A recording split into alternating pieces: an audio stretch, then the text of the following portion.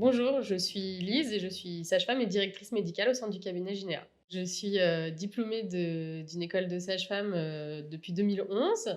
Pendant 5 ans, j'ai exercé exclusivement en maternité. Puis ensuite, j'ai fait un MBA en gestion et administration des entreprises et j'ai diversifié mon activité, à la fois en libéral dans une maison de santé et toujours, en activité clinique dans une maternité.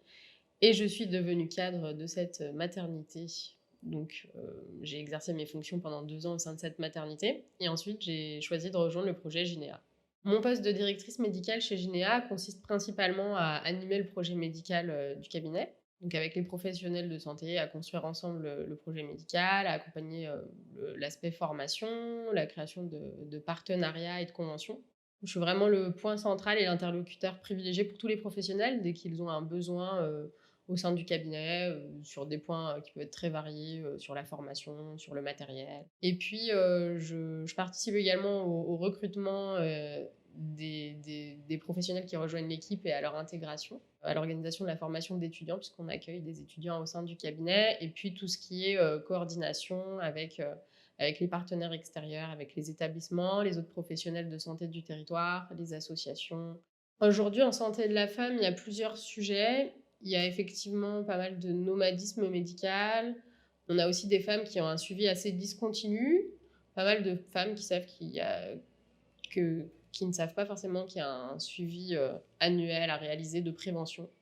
On est plus sur du curatif que sur du préventif.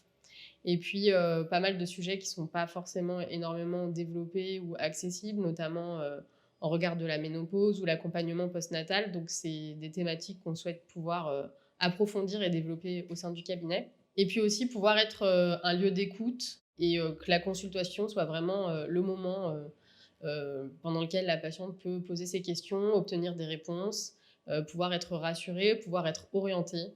On essaye vraiment d'inscrire les patientes dans un parcours de soins et pas seulement une consultation ponctuelle et en organisant son orientation si jamais elle a besoin d'aide sur ce sujet-là, en lui expliquant, les prochaines étapes de son suivi et en prenant en charge vraiment, la globalité de sa santé et pas seulement, le motif de consultation.